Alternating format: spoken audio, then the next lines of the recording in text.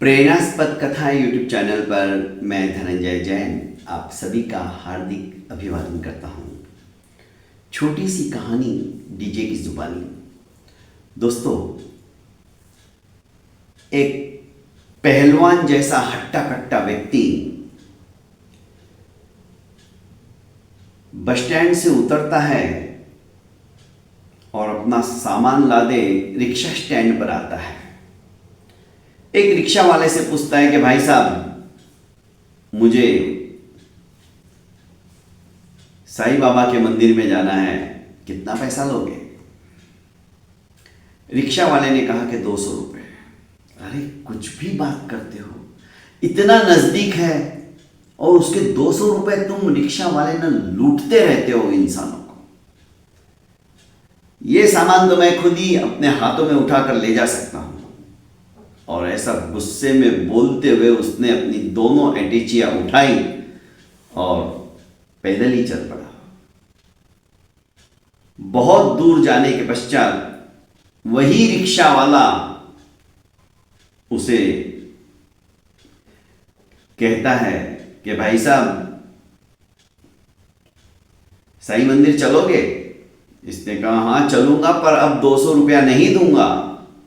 तो तुमसे कौन 200 रुपया मांग रहा है? तुमसे तो मैं 400 रुपया लूंगा। अरे कैसी बातें करते हो तुम? आधा रास्ता तो मैं पैदल चल के आ गया हूं और अब थोड़ी सी देरी के लिए तुम मेरे से और एक्स्ट्रा 200 और 200 400 लोगे?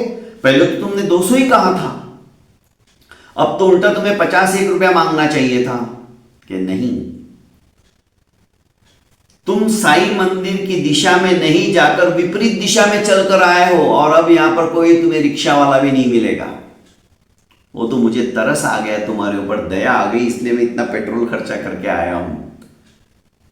अब इस पहलवान को काटो तो खून नहीं।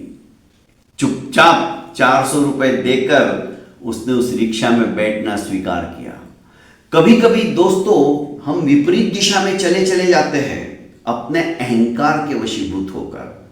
हमें दिशा का भान नहीं रहता है। अरे क्या सोच समझकर हमने यह मनुष्य जन्म प्राप्त किया था, कितनी पुण्यवानी का उदय हुआ था हमारा, पर यहां आने के बाद भी हम दिशा भूल जाते हैं।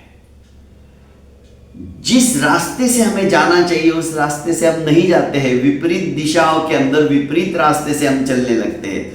वह रास्ता 84 लक्ष योनियों में भटकाने वाला होता है।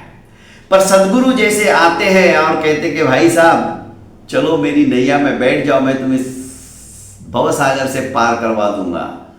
पर हम कहते कि उसके लिए इतना करना पड़ेगा?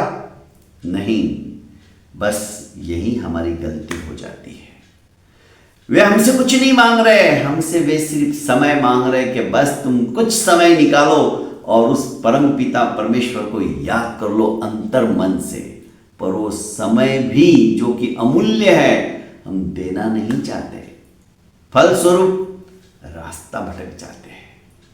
बहुत बहुत धन्यवाद दोस्तों। प्रेरणास्पद कथा यूट्यूब चैनल को लाइक कीजिए, सब्सक्राइब कीजिए और ज़्यादा से ज़्यादा अपनों को शेयर कीजिए। प्रणाम।